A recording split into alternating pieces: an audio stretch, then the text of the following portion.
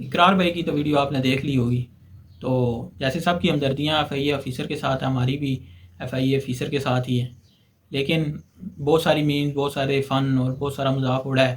ہم یہاں مذاق نہیں اڑانے آئے کسی کا، صرف اتنی بات کرنے آئے ہیں کہ اقرار بھائی آپ نے ایک پارٹی بنائی ہے، ابھی تو سٹارٹ ہے، ابھی تو آپ نے لوگوں کو جوڑنا ہے اپنے ساتھ، اور پتہ نہیں کتنے سالوں کا سفر ہے. بالکل ایسے ہی. اور ایک دن یا ایک ہفتے میں آپ سمجھ رہے ہیں کہ میں عمران خان بن گیا ہوں اور لوگ مجھے میری عزت کریں گے.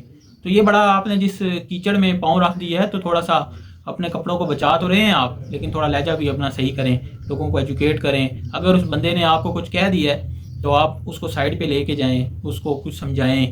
اور اگر اس نے کوئی بات غلط نہیں کی، جواد احمد کا کہہ دیا، آپ کو جوڑ دیا اس کے ساتھ، تو جواد احمد کو بھی سوچنا چاہیے کہ میں اتنا برا ہو گیا ہوں، پارٹی تو انہوں نے بھی بنائی بھی ہے. بالکل ایسے ہی ہے. اور جواد احمد ان کا بھی لہجہ ایسے ہی ہے جیسے اقرار بھائی نے اپنا استعمال کیا.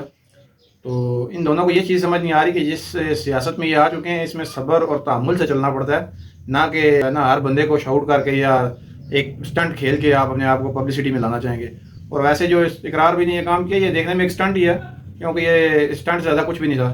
تو آپ کے پاس ویڈیو بنی ہوتی کہ اس بندے نے کیا آپ کو کہا، پھر آپ اس کو ایکسپلین کرتے آ کے اور سب کو بتاتے کہ یہ اس بندے نے یہ میرے ساتھ بات کی تھی.